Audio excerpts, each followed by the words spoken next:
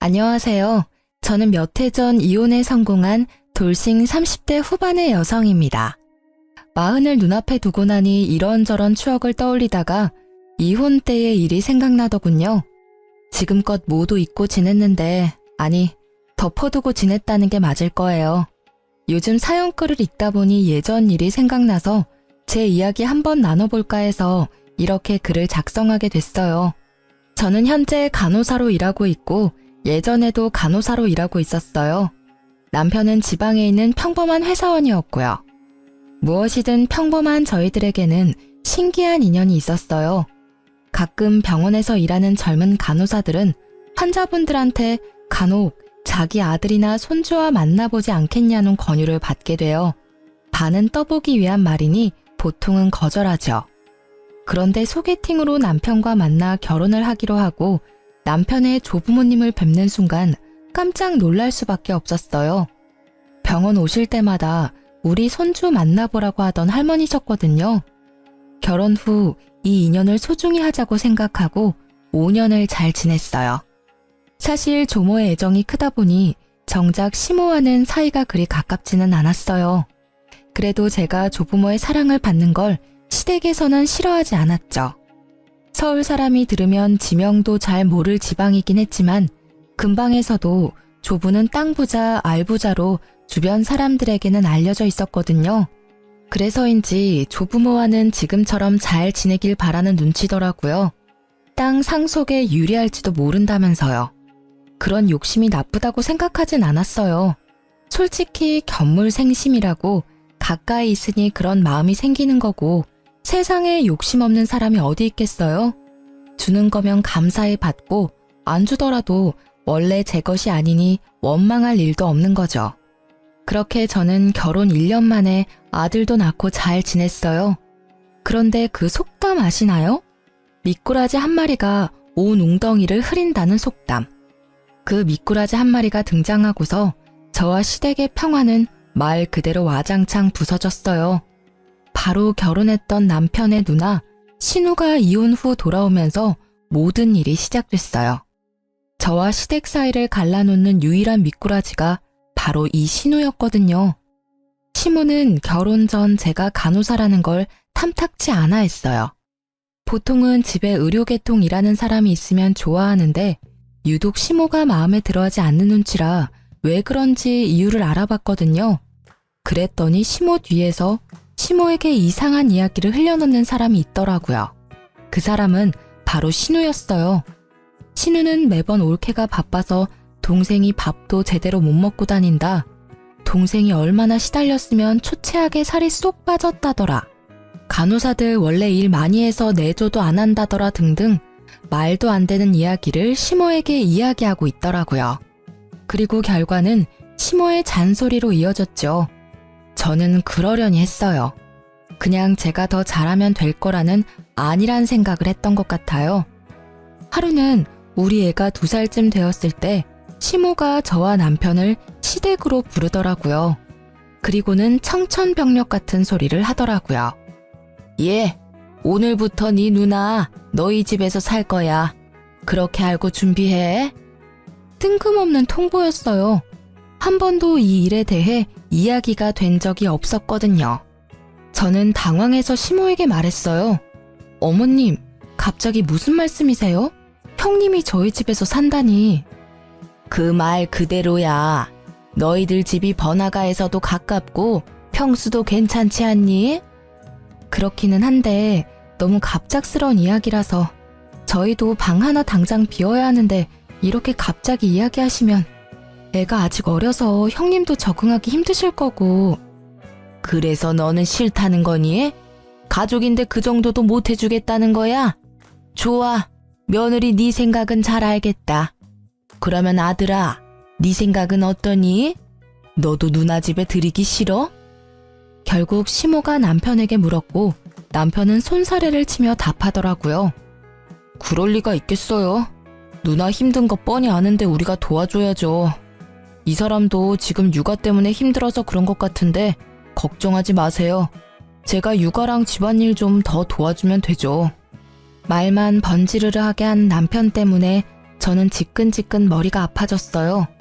저렇게 말해놓고 한 번도 도와준 적도 없었거든요. 보지 않아도 알 수 있을 만큼 말만 뻔뻔하게 잘하는 남편 때문에 저는 속으로 한숨을 계속 쉬고 있었어요. 그래, 역시 가족은 가족이야. 며느리가 가족이 되려면 앞으로 시간이 오래 걸리겠구나.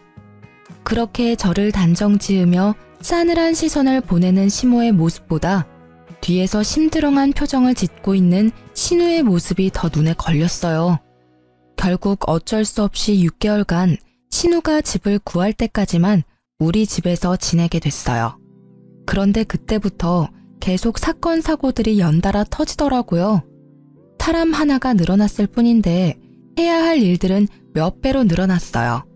집을 어지르는 건 물론 자기 옷은 세탁도 하지 않고 밥도 챙겨 먹은 적 없이 제가 챙겨주는 밥 꼬박꼬박 받아 먹더라고요. 그뿐만이 아니에요. 제 물건과 옷을 말도 하지 않고 사용하는 바람에 저는 스트레스가 극에 달했어요. 저는 물건을 아껴 쓰는 편인데 신우는 제 것을 아무렇게나 막 쓰면서 자주 잃어버리기까지 했어요. 그렇게 잃어버린 제 물건이 손가락의 개수를 넘어갈 때쯤에는 저도 참을 수 없었어요. 그렇지만 무턱대고 뭐라 할 수 없었기에 몰래 안방에 홈캠을 달아놨어요. 제 물건은 모두 드레스룸에 넣어두기 때문에 남의 안방에 들어오지만 않으면 될 일이잖아요. 그렇게 홈캠을 달고 일주일도 지나지 않아 신우와 저는 한판 싸우게 됐어요. 저에게는 결혼 전날 조모에게 받은 물건이 있었어요. 그것도 시모 몰래 주신 중요한 물건이었거든요. 시할머니가 시집 올 때 받은 패물인데 그걸 저에게 주셨어요. 그만큼 제가 조모에게는 귀엽고 애정 있는 손부였다는 뜻이었겠죠. 그래서 저도 그걸 안방 이불장 안쪽에 몰래 넣어뒀어요. 다른 장신구들은 화장대에 있는 장신구함에 넣어뒀으니 설마 도둑이 들더라도 이런 곳까지는 뒤지지 않을 거라 생각해서 숨겨둔 아주 중요한 물건이었어요. 그런데 그게 사라졌더라고요. 저는 너무 놀라 홈캠을 돌려봤어요. 제가 출근한 다음에 신우가 들어와 옷장을 뒤졌더라고요. 마치 도둑처럼 말이죠. 저는 그걸 확인하고는 당장 신우를 찾았어요. 신우는 시댁에 갔다고 하더라고요.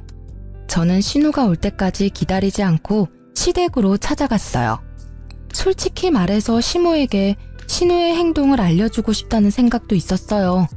그래서 빨리 신우를 내보내고 싶었거든요. 시댁에 갔더니 신우가 거실에 있더라고요. 형님, 저랑 이야기 좀 해요. 무슨 이야기? 나는 할 말 없는데?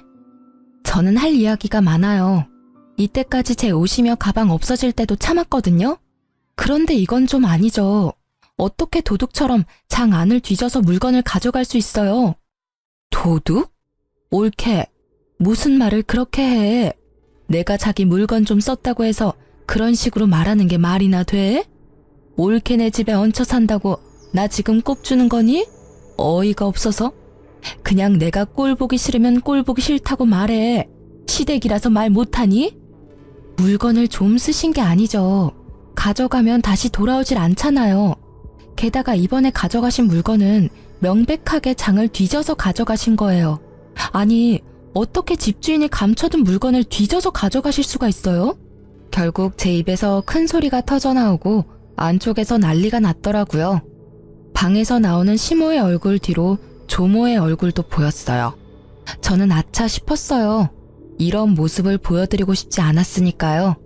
게다가 조모에게 받은 걸 잃어버렸으니 제 표정을 본 건지 신우의 얼굴이 당당해지더니 그 피해자처럼 굴더라고요. 엄마, 올케가 나 도둑으로 몰았어. 아니, 같이 사니까 옷이 섞이거나 물건이 섞이는 건 어쩔 수 없는 거 아니야? 그걸 보고 이렇게 시댁까지 와서 큰 소리치고 올케는 도대체 뭐 하는 사람이야? 올케야말로 무고한 사람을 범죄자로 몰잖아. 내가 그렇게 싫었어? 나도 그렇게 오랫동안 올케네 집에 있을 생각 없었어.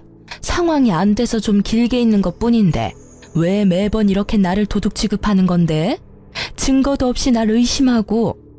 아무리 봐도 올케는 날 그냥 싫어하는 것뿐이잖아. 도대체 뭘 잃어버렸길래 나한테 와서 이러는 거야? 뭘 잃어버렸냐는 말에 할 말이 많았던 제 입이 꾹 닫혔어요. 그리고 저도 모르게 시할머니 눈치를 보게 되더라고요. 시모 모르게 준 물건이라 그 이야기를 꺼내는 게 너무 조심스러웠거든요. 거 봐. 뭘 잃어버렸는지도 모르면서 나를 도둑 취급하고. 그래, 너 뭘 잃어버렸길래 이 난리야. 별거 아닌 거 잃어버린 거면 그냥 네가 참고 넘어가. 네 신우가 일부러 그랬겠어? 그건 금으로 된 십자가 목걸이하고 귀걸이에요. 요즘 건 아니고 좀 오래된 장식이긴 한데 그건 정말 소중한 거라서. 아니, 넌 꼴랑 목걸이 하나 때문에 이 난리를 피운 거야? 차라리 내가 돈으로 주마. 그 정도로 이 소란을 떠는 거야? 시모는 별거 아니란 식으로 이야기했고 그 말을 들은 신우는 느긋하게 고개를 끄덕이더라고요. 그게 중요한 게 아니죠, 어머님. 전 그걸 장롱 안쪽에 깊숙하게 숨겨놨어요.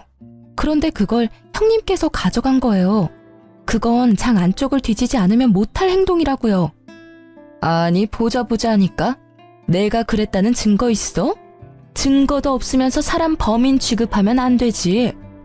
저는 결국 폰을 열어 홈캠에 저장된 영상을 보여줬어요.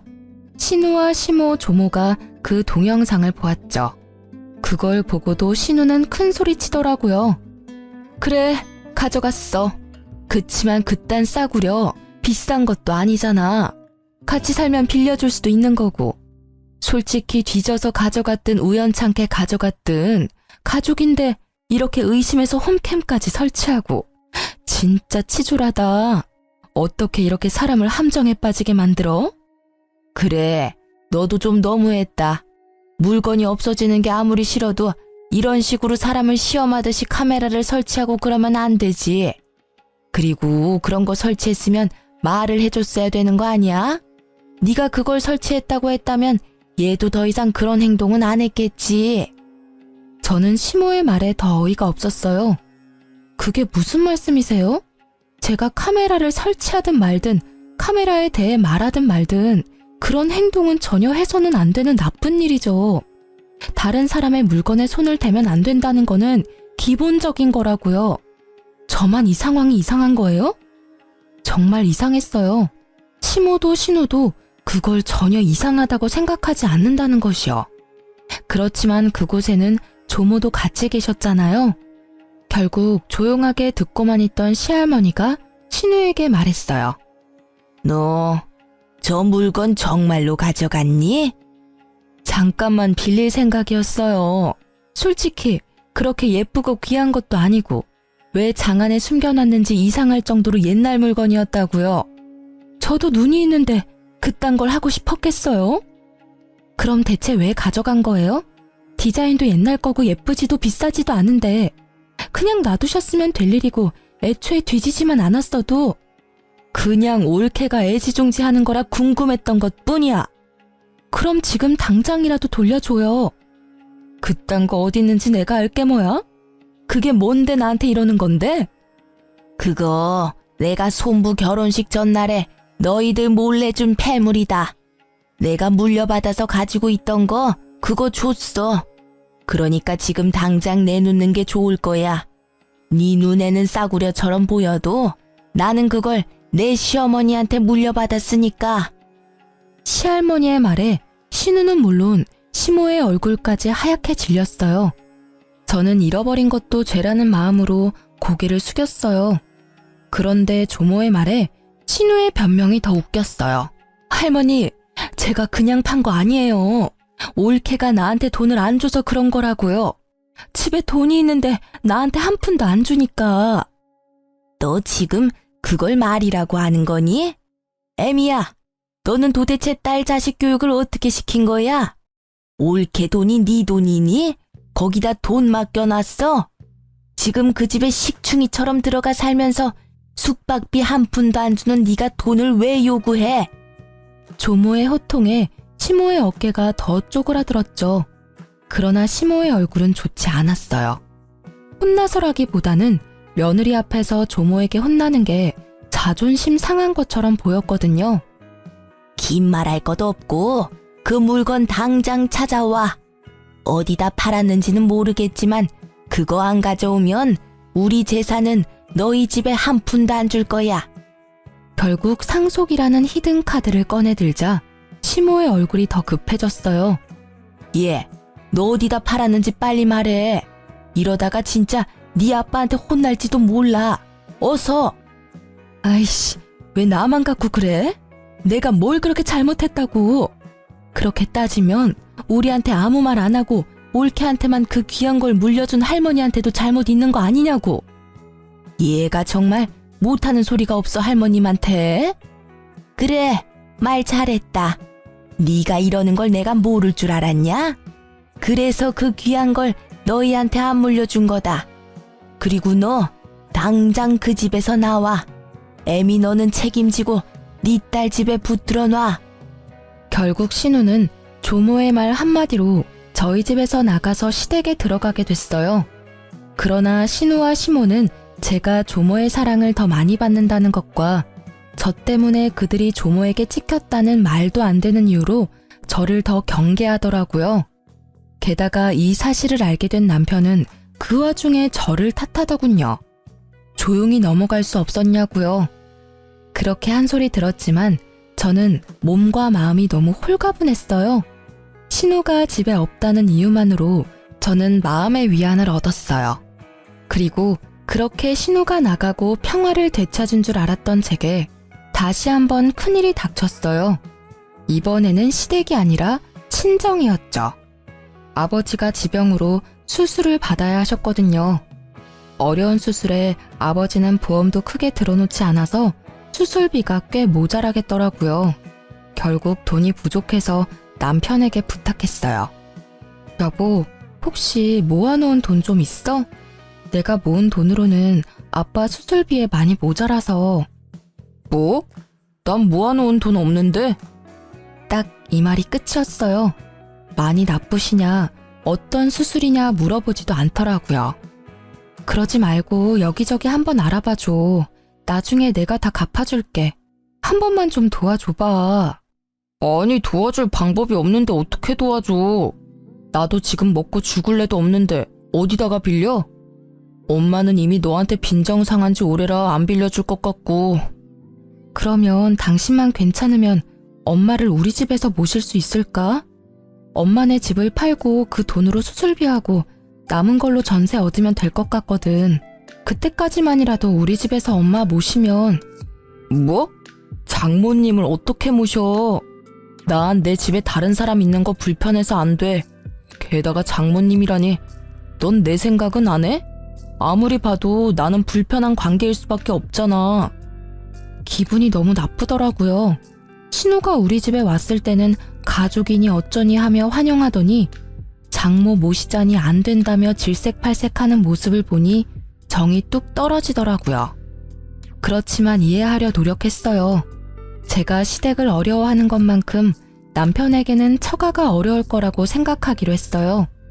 내가 싫어하는 짓을 남편한테 시키는 건 좀 아니라고 생각했거든요. 그래서 골똘히 생각하다가 10년이나 다니던 직장을 퇴사하기로 했어요. 돈이 필요해서 일을 그만둔다는 것 자체가 무척 부끄러운 일이지만 아버지가 아프니까 어쩔 수 없잖아요. 그리고 그렇게 퇴사를 하고 받은 퇴직금을 아버지 수술비에 보탰어요. 그렇지만 결국 아버지는 돌아가시고 말았어요. 저는 아픔과 슬픔을 동시에 느꼈지만 그와 함께 분노도 같이 느껴야 했어요. 친정아버지가 아플 때 단 한 번도 병원에 와보지 않은 남편 때문에요. 매번 내가 같이 가자고 해도 불편하다는 말로 거부하던 남편이었어요. 그때는 이해했지만 아버지가 돌아가시고 나니 화가 확 치밀어 오르더라고요. 그렇지만 참았어요. 아버지 상중이었잖아요.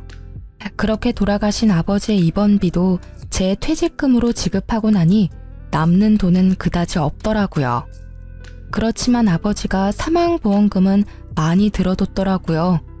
어머니가 그걸로 제가 쓴 퇴직금만큼의 비용을 돌려줬어요. 그리고 나머지 보험금의 절반을 뚝 떼서 저에게 더 얹어줬죠. 힘들 때 믿을 건 딸뿐이라고 이야기하면서요. 그 사망보험금을 받으면서도 얼마나 마음이 아프던지. 이걸 쓰는 일은 없을 거라는 생각으로 집으로 돌아오고 며칠이 지나서 남편이 저를 붙잡고 할 이야기가 있다고 하더라고요. 저기, 당신한테 상의할 일이 있는데 우리 집을 좀 팔아야 할 것 같은데. 뭐? 갑자기 그게 무슨 소리야? 집을 팔자니. 당신 나 몰래 대출 받았어? 아니면 도박? 아님 사고라도 쳤어?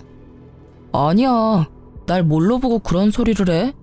그건 아니고 내가 돈이 좀 필요한데 지금 당장 돈이 없으니까 집을 팔자는 거지.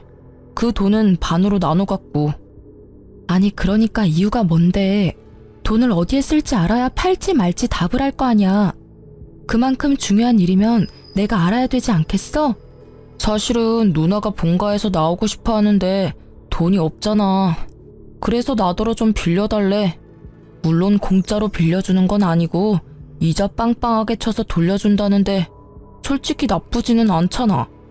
우리야 집 팔고 합가하면 돈 나갈 것 없고 나중에 그 돈 다 이자 붙어서 돌아오면 그게 투자지.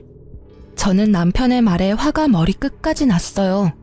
본가에서 나오고 싶다는 신우의 말에 여기까지 휘둘리는 남편의 모습을 보고 어이가 없었어요. 미쳤어? 형님이 독립을 하고 싶으면 형님이 돈을 벌어서 나가면 될 일이지. 왜 네가 돈을 줘? 그리고 이자를 빵빵하게 쳐서 돌려줘? 그 말을 믿어? 당신 아직도 몰라 당신 누님을? 우리 돈 가져가면 안 갚을 게 뻔하잖아. 형님 마인드 기억 안 나? 내 물건도 자기 물건이라고 생각하는 사람이야. 게다가 장 안에 있던 물건까지 뒤져서 팔았던 사람이라고. 돈 되는 일이면 도덕이고 뭐고 아무것도 없는 사람. 당신 돈이라고 다르겠어? 이대로 집 팔면 우리한테는 아무것도 안 남는 거야. 게다가 합가라니. 당신 저번에 우리 엄마랑 잠시 살자고 했을 때 싫다며. 나도 싫어. 시어머니 모시고 사는 거 싫다고. 나한테는 가족이잖아. 그리고 누나도 그런 마음으로 당신한테 그런 거 아니라고. 뭐 합가가 싫으면 장인어른 사망보험금 받은 거 나눠주면 우리 집 안 팔아도 되긴 해. 그럼 합가 안 해도 되고. 말 조심해. 제정신이야? 네가 설마 제정신으로 장인어른 사망보험금 이야기 꺼낸 건 아니지? 아버지 아플 때 와보지도 않았던 게 너야. 세상 모든 사람이 그 돈에 대해 이야기할 수 있지만 너는 안 되지. 네가 우리 아빠 보험금 이야기 꺼낸 것부터가 잘못된 거라고. 내가 일부러 안 간 건 아니잖아. 나도 미안하게 생각하고 그래. 그치만 이미 지난 이야기고 이미 돌아가셨으니까 하는 말이지. 그렇다 해도 그 돈은 네 돈이 아니라 내 돈이거든? 그걸 네 마음대로 뭘 하자마자 할 게 아니라고. 화를 내다 보니 갑자기 그런 생각이 들었어요. 남편은 꽤나 단순한 사람이거든요. 아버지의 사망보험금 이야기를 이렇게 꺼낼 리가 없어요. 만약 이걸 원했으면 처음부터 그 보험금 이야기부터 했겠죠. 대화의 처음은 보험금이 아니라 신우의 독립자금이었으니까 그때 생각이 났어요. 합가는 밑밥으로 뿌리고 원래 원했던 게 보험금이라면 이걸 계획한 사람은 신우일 것이라는 확신이 생겼어요. 설마 형님이 당신한테 시켰어? 우리 아버지 사망보험금 가져오라고? 아니야.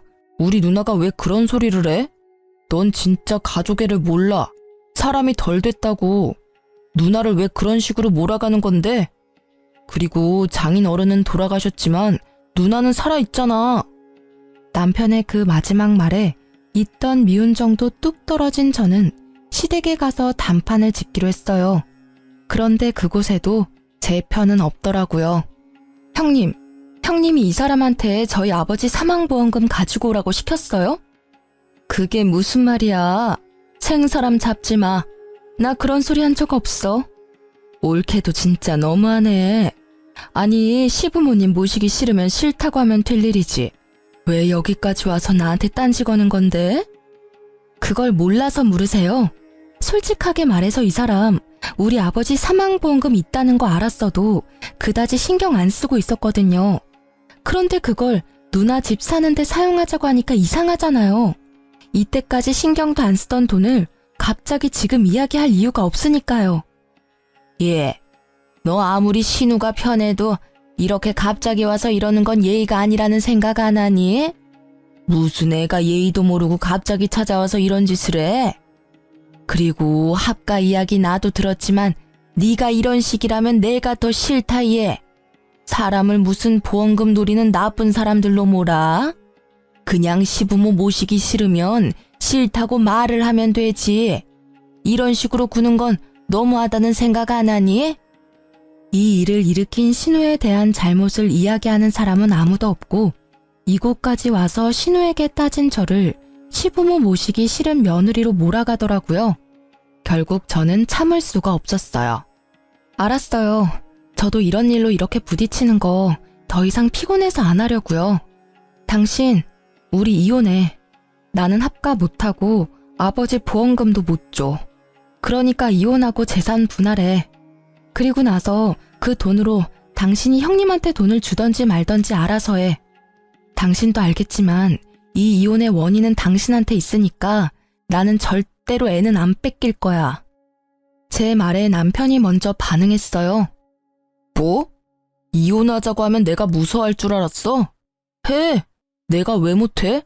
어차피 이혼하면 나보다 당신이 더 힘든 거 알지? 한 입으로 두말하지 말라고. 나중에 나한테 돈이 없으니 빌려달라니 뭐 그딴 말은 하지 말라고. 애는 안중에도 없고 그저 돈. 이 사람이 내가 결혼한 그 남자가 맞나 싶더라고요. 그래, 둘이 헤어지면 되겠네. 여자가 이혼하고 나면 얼마나 웃긴 꼴을 당하는지 모르지? 다른 사람들한테 욕 얻어먹는 건 너야. 시어른 모시기 싫어서 이혼한다는 며느리. 잘 됐지. 알아서 나가준다니. 시어른 모시고 못 모시고가 중요한 게 아니거든요. 장인 사망보험금을 자기 누나 집 사는데 보태겠다는 남편과 시댁이 어이없어서 이혼하는 거예요. 어떻게 남의 아버지 사망보험금을 넘봐요? 여기 있는 사람들 중에 우리 아버지 아플 때 병문안 온 사람이 한 사람이라도 있긴 해요. 진짜 뻔뻔하고 부끄러움을 모르는 사람들이 누군데? 저는 빽 고함을 질러주고는 뒤도 보지 않고 집에 와서 아이와 제 짐을 싸서 집을 나갔어요. 이혼할 때까지 얼굴도 마주하고 싶지 않았거든요. 물론 이혼 서류도 바로 작성해서 보내기로 결정했죠. 그렇게 나오니 화는 여전했지만 그래도 조금은 속이 편했어요. 그 인간들 얼굴 안 봐도 되니까요. 이혼 과정도 순탄치만은 않았어요. 소송 중에 남편은 저를 가족에 충실하지 않은 아내로 몰아가더라고요. 그래서 저는 신우와 남편, 시모의 괴롭힘을 이혼 사유로 밀고 나가기로 했어요. 이때만 해도 남편의 조부모님은 우리의 이혼 소송을 알지 못하는 상황이었어요. 안 봐도 눈에 훤했죠. 제가 조모에게 관심 받는 걸 아는 시모가 어떻게든 그걸 숨긴 거겠죠. 아마 결과가 자기들한테 좋게 나오면 이야기하려 했을 거예요.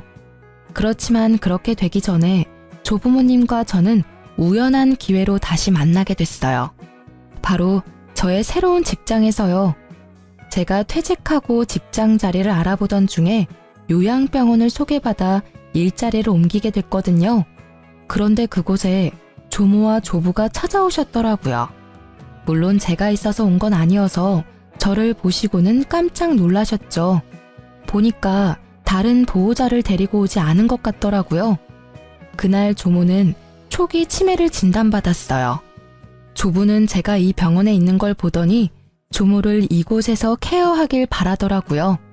아무래도 최근 노환으로 거동도 많이 불편해지는 바람에 집에서 돌보실 수 없는 상황이 된 것 같았어요. 그래서 저는 여기 모시면 제가 최대한 손 닿는 데까지는 잘 보살펴 드리겠다고 했죠. 조부는 그걸 고마워하고 입원 수소까지 마쳤어요. 그렇게 조모가 입원하고 한 달이 되고 결국 조부를 제외한 어느 누구도 병원을 찾지 않더라고요. 그런데 딱 한 달이 되는 날에 병원으로 가족들이 우르르 찾아왔더라고요. 물론 그 중에는 이혼 소송 중인 남편도 있었죠. 그 사람은 퇴근길에 제게 전화해 잠시 만나자고 하더라고요. 무슨 일이야? 바쁘니까 빨리 끝내줄래? 많이 바빠? 그럼 내가 당신 집으로 가서 이야기해도 될까? 지금은 어디 살고 있어? 혼자서는 많이 힘들지. 갑자기 내 생각해주는 척 말하는 남편이 굉장히 수상해 보였어요. 애가 혼자 기다려서 그런 거니까 빨리 용건만 말해. 당신 혹시 집으로 다시 돌아올 생각 없어? 당신한테 서운하게 했던 건 내가 다 미안하게 생각해. 앞으로 절대 그럴 일 없도록 노력할 테니까 이혼 소송 취하하고 돌아와. 뭐? 내가 왜 그래야 하는지 이유를 설명해봐. 설마 고양이 쥐 생각해주는 건 아닐 테고, 당신이 선량한 마음에 나와 아들을 생각해서 그러는 것도 아닐 테고. 왜? 신우가 또 돌아오라고 시켰어? 이번에는 뭐가 목적인데? 목적이라니 그런 거 아니야. 그냥 당신이 그 병원에 있는 걸 보니까 당신하고 나한테 모두 도움이 될 일이라고 생각해서 이런 제안을 하는 거지. 절대로 다른 뜻은 없어. 그래서 뭐가 우리 둘한테 도움이 되는 일인데. 잘 들어봐. 할아버지가 어제 오셔서 할머니를 잘 모시는 사람에게 가지고 계신 땅을 모두 주겠다고 하셨거든. 근데 병원에 딱 당신이 있잖아. 할머니도 당신한테 의지 많이 하고 있고, 당신도 땅 가질 수 있는 절호의 기회지. 그리고 누나도 당신한테 사과하고 싶다고 하기도 했고, 그래서 사실 이번에 만나면 꼭 우리 본가에 당신 초대하라고 했었거든. 그 말에 진짜 어이가 없더라고요.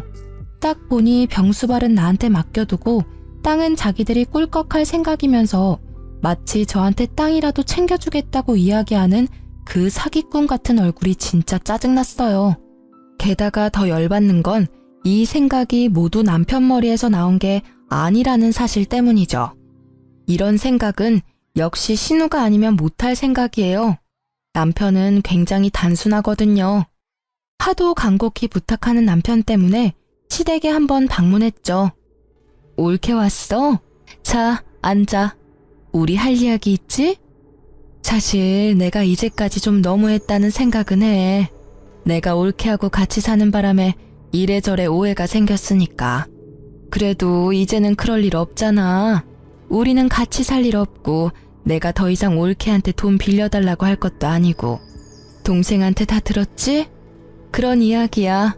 우리가 싸울 필요가 없잖아. 올케가 할머니만 잘 모시면 우리 모두 좋은 일인데. 안 그래? 이 말을 듣는 저는 신우의 뻔뻔함에 기가 찼어요. 딱 봐도 제게 사과를 하겠다는 의도보다는 그저 조부의 땅을 위해 우리 사이에 오해가 있다는 얄팍한 말로 자기 합리화를 시키고 있더라고요. 그 의도가 너무 뻔해서 저는 코웃음을 치며 말했어요. 그래서 지금 저한테 할머님 모시고 땅 받아오라 이 말씀이세요? 그 땅 때문에 이제 와서 저한테 사과 아닌 사과 하시는 거고요. 형님의 그 말이 사과가 맞긴 해요? 미안하다 잘못했다 한마디 없는 사과도 있네요. 그쵸? 그리고 할머니 모시면 저한테 땅을 주긴 할 거예요. 저는요, 한 번 속지 두 번은 안 속아요. 여기 있는 사람들이 저 이용하려는 거 눈에 훤하거든요. 차라리 깨끗하게 이혼하고 여기서 빠질게요. 잘 됐네. 우리도 올케 입장 확인했으니까 됐어. 올케가 지금 어정쩡한 상황이라 우리도 곤란했거든. 땅 욕심 없으니까 경쟁에는 안 끼일 테니까 하루라도 빨리 이혼해. 그럼 이제 우리 집에서 나가줄래? 제가 하지 않겠다고 말하니 아주 빠르게 제 집에서 나가라며 사람을 잡상인 취급하는 신우를 보며 저는 고개를 저으며 밖으로 나왔어요. 이 사람들은 그저 혹시라도 저한테 땅이 돌아갈까봐 걱정하며 제 생각을 확인하려던 거였더라고요. 그리고 그렇게 이혼 소송은 굉장히 빠르게 진행됐어요.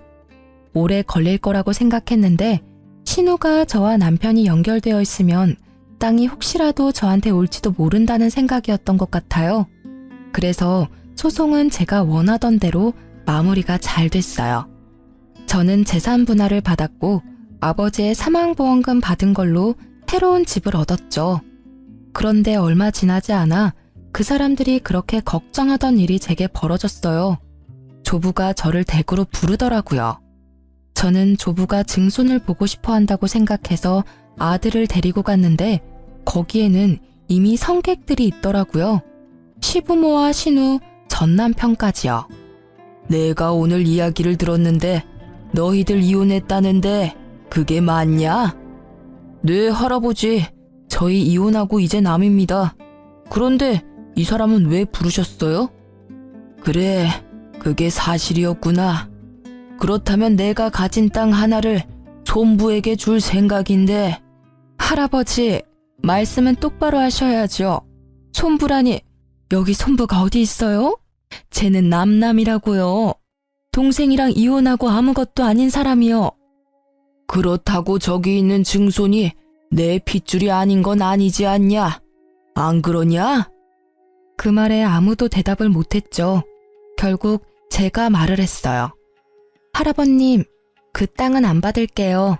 그러지 않으셔도 할머님은 잘 모실 테니까 저한테 그럴 의도로 주시겠다는 거면 저는 안 받을게요. 너도 내 말을 못 알아듣는구나. 나는 너에게 땅을 주지만 내가 너에게 땅을 주는 건 네 아들인 내 증손한테 주는 거야. 그러니까 네가 받겠다 안 받겠다 할 게 없는 거지. 조부의 그 말에 저는 할 말이 없더라고요. 결국 신우가 그 말에 화가 뻗쳤는지 저에게 소리치더라고요. 이 여우 같은 게 할아버지를 어떻게 꼬신 거야? 너 일부러 그 요양병원 간 거지? 그래서 할아버지 할머니 오기 기다린 거지? 다 계획적인 거 아니야? 설마 이런 걸 예상하고 친권 받아간 거니? 저는 이 상황이 그냥 웃겼어요. 조부가 주겠다는 땅은 아주 작은 평수의 노른자 땅도 아니었어요. 당시에는 시가도 얼마 나가지 않는 땅인데 그걸 빼앗겠다며 마치 제가 술을 쓴 것처럼 말하더라고요. 결국 조부의 입에서 호통이 터져 나왔죠. 조용히 못해? 이 집구석을 이렇게 엉망으로 만든 게 누군지 내가 몰라서 잠자코 있는 줄 알아? 어디서 네 할머니 열심히 보살피는 손부한테 그런 막말을 짓거리는 거야? 네 할머니 입원하고 병원 찾아간 사람이 여기 누가 있냐? 병원 한 번을 안 온 것들이 땅 이야기에 벌떼같이 달려드는 걸 보니 속이 타. 할아버지, 오해하고 있으신 거예요. 저희도 찾아갔는데 할아버지가 모르시는. 거짓말 좀 작작해라. 내가 바본 줄 알아? 너희 할머니가 치매라서 완전히 간 줄 알지? 아직 초기라서 멀쩡할 때가 더 많아. 너희들 아는 걸 보니 나 아플 때 병원 들어가면 너희들이 어떻게 할지 눈에 뻔히 보여. 내가 손부에게 땅을 준 건 너희들에게 보내는 경고야. 이번에 새로 유언장을 작성했고 거기에는 내가 죽을 때까지 나를 가장 잘 돌본 사람에게 내 전 재산을 물려주기로 했다. 그러니 그렇게 알고 있어. 조부의 말에 그 자리는 정적으로 가득 찼어요. 저를 탓하는 게 중요하지 않다는 걸 이제야 깨달은 가족들은 서로 눈만 굴리며 어떻게 해야 그 땅을 받을 수 있을지 생각하고 있는 것 같더라고요. 결국 그날 이후로 시댁 식구들은 제게 연락을 안 했어요. 그렇지만 전 남편은 제가 조모와 조부를 잘 모실 수 있다 생각한 건지 매번 연락해왔어요. 다시 한번 잘 생각해봐. 우리가 다시 합치면 할아버지 땅 고스란히 우리한테 들어올 거라니깐. 이것도 형님이 시켰어? 참 당신도 변함없다. 나는요, 장인어른 아플 때 코빼기도 보이지 않은 너 같은 인간하고 같이 사는 건 지옥이라고 생각하거든요. 그러니까 여기서 시간 낭비하지 말고 다른 여자 찾는 게 더 빠를 거야. 결국 그 뒤로 남편은 연락을 뚝 끊었어요. 그 몇 년 후 조모는 돌아가시고 조부도 병원에 입원하게 됐어요. 가족들의 반발에도 조부는 제가 있는 요양병원에 오게 됐죠. 시댁 식구들은 돌아가며 조부의 병문안을 오더라고요. 그 와중에 전 남편은 재혼을 해서 재혼한 아내를 데리고 왔더라고요. 알고 보니 요양보호사 자격증이 있더라고요. 그 여자가 아침부터 저녁까지 조부를 케어하더라고요. 딱 보니 그렇게 하면 조부의 땅을 자신이 가질 수 있을 거라 생각한 것 같더라고요. 자기는 온 지 10분도 안 돼서 바쁘다며 나가버리는 주제에.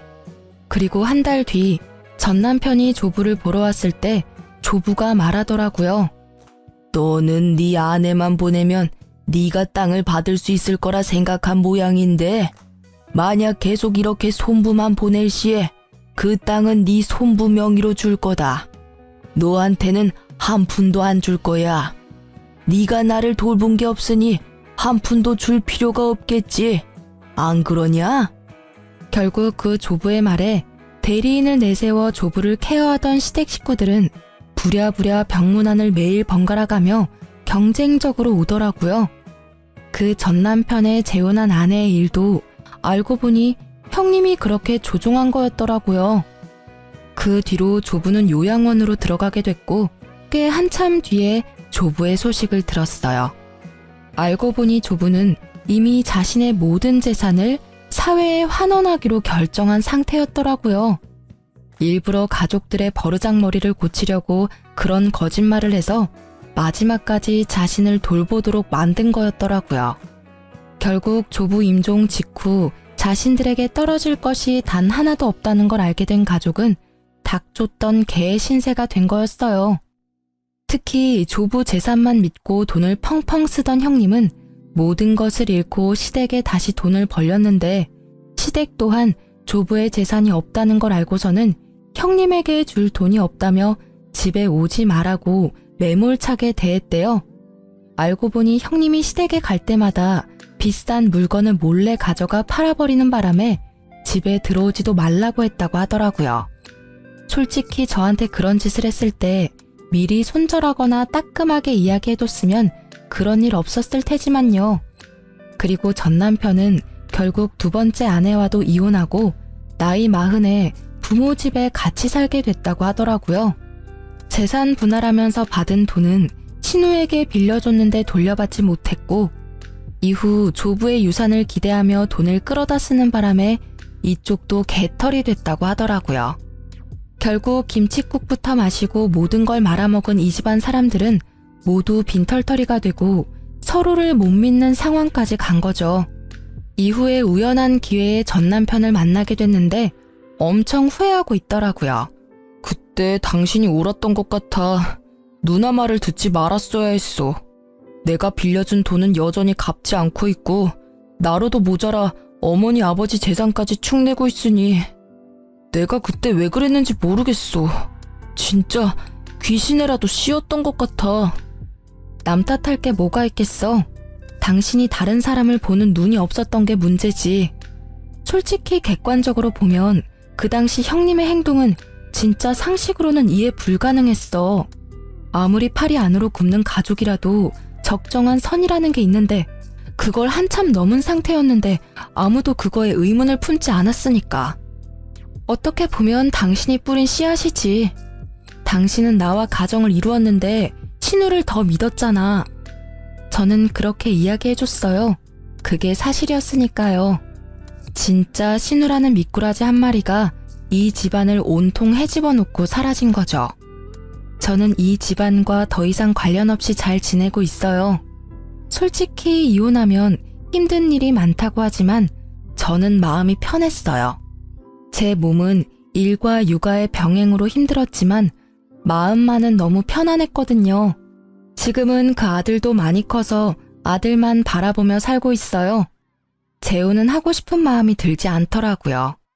그 사람을 못 잊는다는 그런 감상적인 이유 때문이 아니라 또 그런 모습을 볼까봐 걱정되는 마음이 있기 때문이에요. 그리고 지금은 아들에게만 집중하고 싶고요. 어떤 사람들은 그게 뭐가 재밌냐고 그래도 연애 정도는 하고 살라고 하는데 저에게는 지금 이 삶이 너무 재미있어요. 연애보다는 나를 만들어가는 시간이 더 의미 있고요. 이렇게 쓰고 보니 참 파란만장한 이혼이었네요. 지금 보니 웃기기도 하고 실소가 터지기도 하지만 당시에는 어찌나 스트레스를 많이 받았는지 몰라요. 혹시라도 이혼 위기에서 힘들어하는 분들이 보신다면 시간이 지나고 나면 이 모든 일들도 그저 하나의 사건에 지나지 않게 된다는 걸 알게 되실 거예요. 아픔은 아픔으로만 남지는 않더라고요.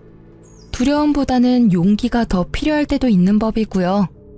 이렇게 길고 두서없는 글을 읽어주셔서 너무 감사해요.